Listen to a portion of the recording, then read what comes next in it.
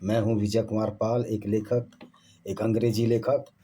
मैंने 12 किताबें लिखी हैं, 10 पब्लिश हो चुकी हैं, 2 पब्लिश होने वाली हैं। तो दोस्तों, जैसा कि आपको चर्चा है कि मनुस्मृति के ऊपर एक सीरीज चला रहे हैं कि मनुस्मृति वास्तव में एक ऐसा ग्रंथ है कि जिसकी आलोचना की जा सके, या वास्तव में ऐसा कुछ नहीं है। तो ये दूसरी सीरीज का दूसरा पार्ट है, जिसमें हम पहला अध्याय पढ़ेंगे मनुस्मृति का, और ये चेष्टा करने की कोशिश करेंगे कि हम सत्य आपके साथ उजागर कर सकें। उसके संस्कृत में पढ़ेंगे और उसके बाद फिर उसका हिंदी में वर्जन देंगे। और संस्कृत की नॉलेज मेरी जो है काफ़ी है, मैंने पढ़ी है, अपना सब्जेक्ट भी था संस्कृत में। उसके बाद मैंने साइंस पढ़ी, तो शुरुआत में संस्कृत पढ़ता था। तो पहला अध्याय है मनुस्मृति का। तो क्या कहता है, सुनिए।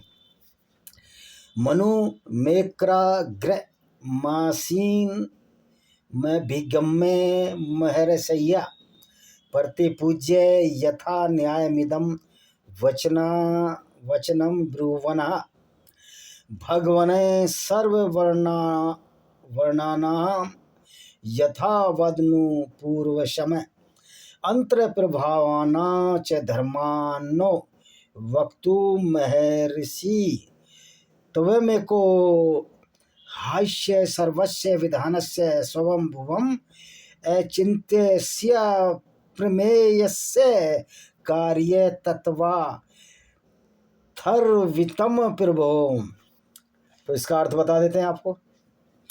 महर्षियों ने एकाग्र चित्त बैठे हुए मनु महाराज के पास जाकर और उसका पूजन करके विधिवत ये प्रश्न किया, हे भगवान, आप सभी ब्राह्मण आदि वर्गों के और संकीर्ण जातियों के वर्णाश्रम धर्म कर्म के कहने में समर्थ है, अतः आप हमें उपदेश दीजिए, क्योंकि केवल आप ही समस्त वैदिक स्रोत स्मार्थ कर्मों के अगाध और अनंत विषय को जानने वाले हैं। ये पहला श्लोक था। इसका दूसरा है, जिसमें आलोचना करनी होगी हम आलोचना करेंगे। इसमें तो अभी कोई संदेश ही नहीं है, ये तो पूछ रहे हैं, तो इसमें आलोचना और समालोचना, रादर हम समालोचना करेंगे, उसका कोई प्रश्न ही नहीं उठता है। दूसरा श्लोक पढ़ लेते हैं। से ते पृष्ठ स्तथा सम्यगमितोजा महात्मभियं पृथु वाचार्चर्यं तानं सर्वानं महर्षि सुरेतामिति। चौथा श्लोक है, 3 महीने पहले पढ़े थे। इस प्रकार महर्षियों के विनयपूर्वक प्रश्नों को सुनकर महात्मा मनु ने सबका आदर करके कहा, अच्छा सुनो। आसीदिदम तमो भूत में प्रज्ञातम लक्षणम अपृथक कर्यम विज्ञेयम प्रसुप्तिमिम सर्वतम ततम स्वम भूभरवान व्यक्तो व्यंजयनिदमम महाभूतादि वृत्योजाम प्रदूषरासीत तमोनुदम योम सावतीन्द्रग्राहं सूक्ष्मो अव्यक्तं सनातनम सर्वभूतमयो अचिंत्यनम से वै स्वमुद्भो सो अभिध्याय शरीरात स्वात शिसरचु विरि विद्याम प्रजाम अप एवं सज्जसर्जादो ताशु वीर्यम वास सृजतमा। यह संसार अपनी उत्पत्ति के पूर्व अंधकार में था, अज्ञात था, इसका कोई लक्षण नहीं था, किसी को अनुमान से ये जानने योग्य नहीं था, चारों ओर से मानव सोया हुआ था। इस महाप्रलय की स्थिति के अनंतर सृष्टि के प्रारंभ में पृथ्वी जल तेज वायु आकाश आदि विश्व को सूक्ष्म और स्थूल रूप में प्रकट करने की इच्छा से अतीन्द्रिय महासूक्ष्म नित्य विषम व्याकम अचिंत्य परमात्मा ने अपने आप को प्रकट किया, अर्थात महत्ववादी की उत्पत्ति द्वारा अपनी शक्ति को संसार में प्रकट किया। उसके पश्चात अनेक प्रकार की प्रजा सृष्टि इच्छा से जल वृष्टि उसमें अपना शक्ति रूप बीज स्थापित किया। देखिए, पहली बात तो यह है कि जब सृष्टि का उत्पादन हो रहा था, पृथ्वी जो खरबों साल पहले बनी वो पहले ही बन चुकी थी। और महात्मा मनु, जैसा कि एक माइथोलॉजिकल पार्ट है, वो बहुत बाद में पैदा हुए जब वेद लिखे गए और मनुस्मृति लिखी गई। यानी कि मनुस्मृति पूर्ण रूप से पृथ्वी के उन लक्षणों को इंगित नहीं कर रहा है जो पृथ्वी बनने की प्रक्रिया में व्यतीत हुए, ना उन वर्षों को ना उन फैक्ट्स को। तो ये तो सब एक मैथोलॉजिकल, जैसे बाइबल में है वैसा ही मनुस्मृति में लिखा हुआ है कि मैं प्रकट हुआ। एक अकेला आदमी कभी प्रकट नहीं हुआ। तो मनुस्मृति का जो मानव है दुनिया का रचनात्मक हो ही नहीं सकता। ये एक मूर्खतापूर्ण बात होगी कि मनु ने पूरी दुनिया उत्पन्न की, ना आदम ने की ना हव्वा ने की। जैव विकास के अनुसार मनुष्य पैदा हुआ। और मनु अगर कोई माइथोलॉजिकल पार्ट है, पौराणिक पात्र है, तो मैं कहता नहीं, अगर कोई वास्तव में कोई पात्र था तो वो भी अपने माँ बाप से पैदा हुए होंगे। पहले बिना एक कोष किए तो मनु नहीं थे। मानव तो बहु कोष की है और नर मादा के मिलन से ही पैदा होता है। तो ये सब झूठ और फ्रॉड है। तद दंडम में भरवेद्यम शस्त्र सांसु शुभम प्रथम तस्मी अज्ञे अज्ञे स्वमे ब्रह्मा सर्वलोक पितामह। आगे ये तो आपको समझ में आ रहा होगा, फिर मैं बताता हूँ। यह बीज ईश्वर की इच्छा से सूर्य के समान चमकीला स्वर्ण के रंग का गोला बन गया और उसमें से संपूर्ण विश्व के प्रमाता स्वयं ब्रह्मा जी का प्रभाव हुआ। जो संपूर्ण विश्व का प्रमाता वो ब्रह्मा जी। तो भाई ये भी झूठ है, ये भी फ्रॉड है। साइंस इस मनुस्मृति के इस श्लोक को भी खारिज करती है। तो इसलिए हम मनुस्मृति बता रहे हैं कि लोग बहुत जो प्रकांड अपने को समझते हैं, विद्वान समझते हैं, सो कॉल्ड ब्राह्मण, कि आपने मनुस्मृति पढ़ी नहीं, तो ये हम मनुस्मृति पढ़ रहे हैं और कुछ नहीं पढ़ रहे। आप 10 से और 13वां श्लोक पढ़ लेते हैं।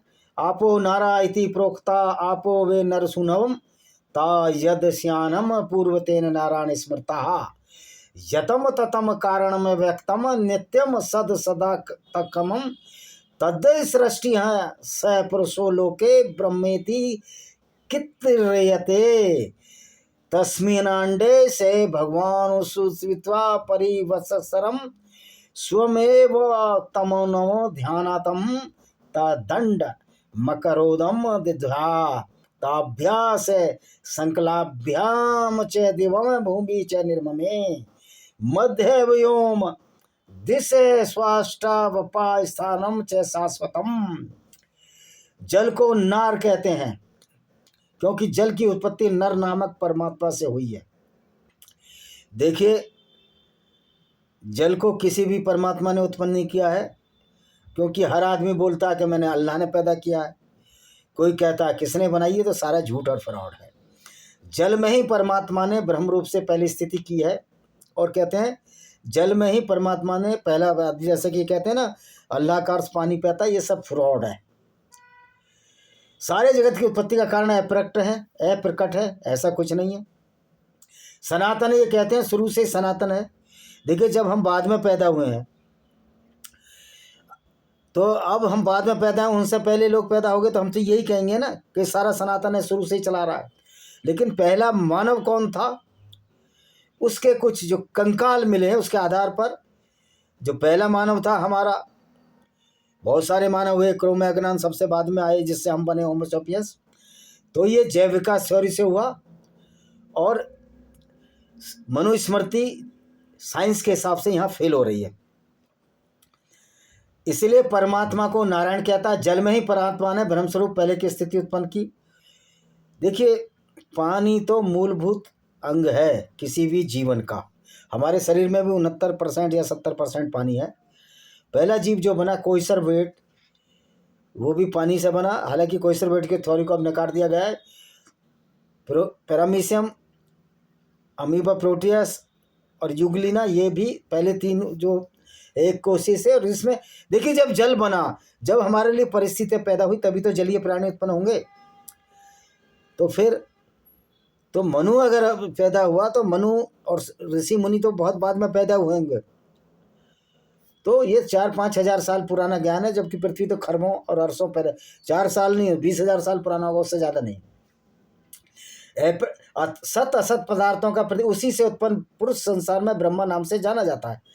तो ब्रह्मा एक माइथोलॉजिकल पार्ट है, एक भावनात्मक है।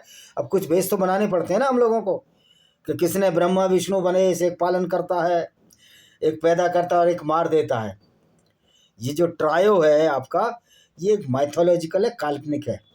संसार के का जो निर्माण हुआ है, जो हमें वो मिलते हैं, उल्लेख मिलते हैं, जिसका हमने रिसर्च किया, उसी को हम सही मानेंगे। ब्रह्मा ने उस अंड में 1 वर्ष ब्रह्मा ने रहकर अपनी इच्छा से उसके 2 टुकड़े कर दिए। अब ये मूर्खता वाली बात शुरू हो गई है। उस अंड के ऊपरी भाग को स्वर्गलोक, ऊपर कहीं स्वर्गलोक है, ऊपर कुछ है क्या? वो तो पूरा आकाश है, स्पेस है, हम आकाश गंगा में रह रहे हैं, तो यहाँ पर भी मनुस्मृति फेल हो जाती है। नीचे भूलोक, नीचे भूलोक, मनु को मालूम नहीं था, ब्रह्मा को मालूम नहीं था कि यहीं सिर्फ पृथ्वी ठोस नहीं, और भी ग्रह हैं जहाँ जीवन इसलिए नहीं है कि वहाँ ऑक्सीजन नहीं है, बाकी वहाँ भी चट्टान है, मंगल में भी चट्टान है। लेकिन ये जो ब्रह्मा था, ये क्योंकि ऋषि मुनियों बनाया वाला ब्रह्मा था, तो यहाँ भी मनुस्मृति फेल हो रही है, झूठ बोल रही है। दोनों के बीच आकाश बनाकर 8 दिशाओं और जल के स्थिर समुद्र का निर्माण किया। अब आकाश तो कुछ है ही नहीं, आकाश तो स्पेस है। तो आप देख सकते हो किस तरह मूर्खतापूर्ण बातें इस मनुस्मृति में की गई हैं। इसलिए आज अभी इसमें भेदभाव वाली बात नहीं आई है, तो इसको माइथोलॉजिकल हम मान लेते हैं कि ये ठीक होगा। तो कल हम बताएंगे, आज इतना ही काफ़ी है। दूसरा है सृष्टि की उत्पत्ति कैसे हुई, ये श्लोक 14 शुरू होगा, उसको हम कल बताएंगे। तो आज मनुस्मृति वैज्ञानिक रूप से ये जो मनुस्मृति का चैप्टर है फेल है, माइथोलॉजिकल है, पौराणिक है, इसमें तथ्य कुछ नहीं है, सत्य कुछ नहीं है, नितांत ही परिकलाओं अपना पर आधारित है मनुस्मृति है। इसी के साथ हम इस वीडियो का यहीं पर इसको ख़त्म करते हैं। हमारी एक किताब जरूर लेना, यह है लेमेंट of Sinjar by Vijay Kumar Pal, जिसमें इस्लाम की गुंडागर्दी का वर्णन है, किस तरह अबू बकर अल बगदादी ने लोगों को कत्ल किया और यजीदी औरतों के साथ बलात्कार किया। तो दोस्तों